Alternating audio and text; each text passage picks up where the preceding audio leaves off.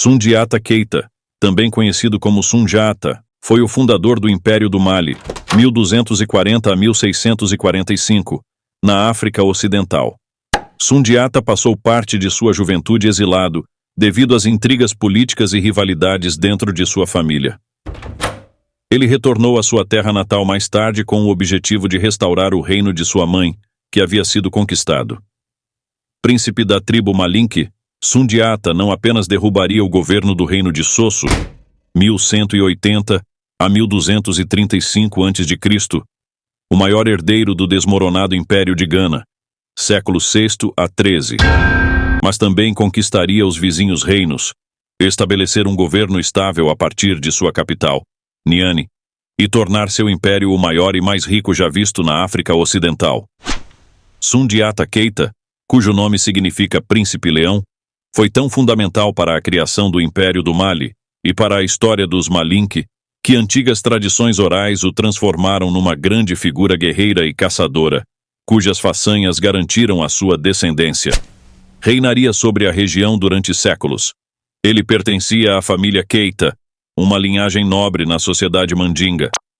A vida e os feitos de Sundiata Keita derivam em grande parte de tradições orais repetidas pelos griots, os contadores de histórias orais cujas histórias, contadas ao longo de gerações, foram eventualmente escritas e depois traduzidas por historiadores no século XIX.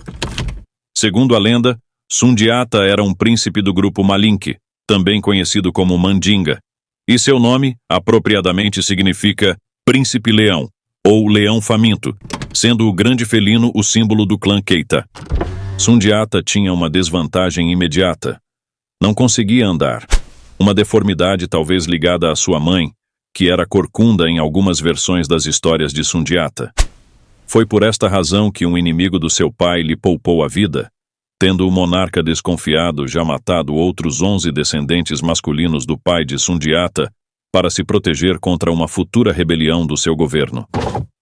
Quando ele tinha cerca de 7 anos de idade, Sundiata começou a usar aparelhos de ferro nas pernas e, com isso e muita prática dolorosa, o jovem príncipe finalmente conseguiu andar sem ajuda.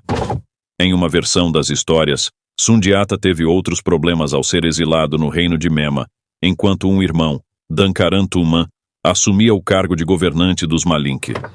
No entanto, Sundiata foi mais tarde persuadido a regressar à casa para ajudar a libertar o seu povo do domínio estrangeiro opressivo. O Gana anterior nada tem a ver com o atual. O declínio deste reino ocorreu quando outras rotas comerciais concorrentes se abriram e quando o clima se tornou invulgarmente seco durante um período prolongado, o que afetou a produção agrícola.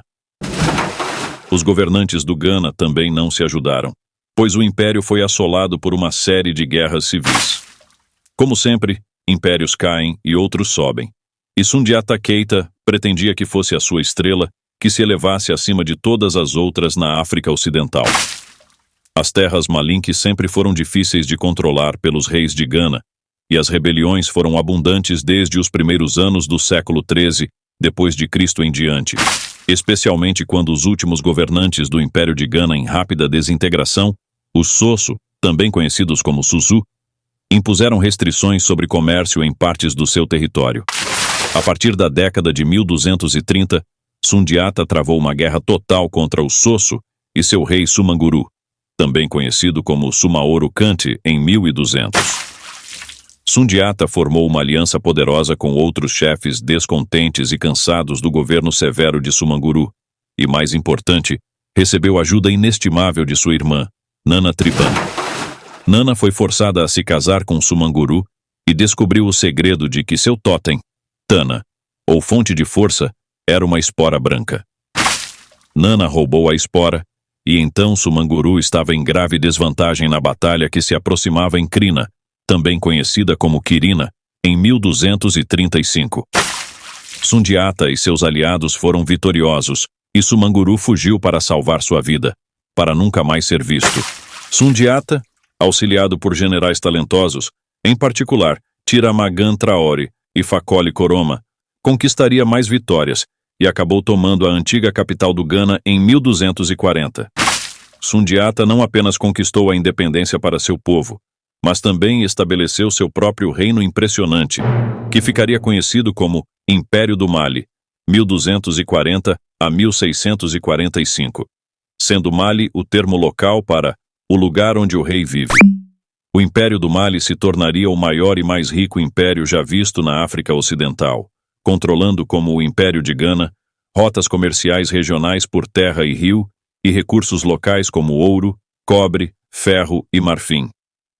Embora a maior parte da população fosse constituída por agricultores, a elite rica era composta por mercadores que agiam como intermediários entre os comerciantes do sul e as caravanas controladas pelos berberes que atravessavam o Saara até ao norte de África e ao mundo muçulmano. Sundiata continuaria a colocar novos territórios sob seu controle e, no final de seu reinado, o Império do Mali controlaria os antigos reinos de Gana, Walata, Tadmeka e Songhai. Significativamente, esses territórios incluíam as ricas regiões auríferas de Galan, Bambouk e Bure. Sundiata Keita morreu em 1255, mas como é incerto.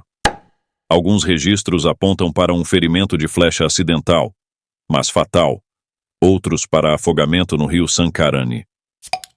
O seu túmulo não é conhecido devido à tradição Malink de nunca revelar onde um rei está enterrado. Mais certo é o legado de Sundiata, pois o rei havia estabelecido um império relativamente estável, que uma longa linhagem de seus descendentes governaria, começando com seu filho Mansauli, RC 1255 a 1270. O Império do Mali continuaria a crescer, especialmente durante o reinado do sobrinho neto de Sundiata, Mansa Musa I, que supervisionou a maior expansão territorial na África Ocidental. Sugestões de leitura se você quiser saber mais sobre Sundiata Keita. Kizerbo, edição. História Geral da África da Unesco, volume 4, edição resumida. Imprensa da Universidade da Califórnia, 1998. Sundiata, An Epic of Old Mali. Autor: D.T. Nyan. Mali. A Handbook of Historical Statistics. Autor: Ralph Austin. História Geral da África da Unesco, volume 3. Edição resumida. Imprensa da Universidade da Califórnia, 1992. African Civilizations. An Archaeological Perspective. Autor: Graham Conna.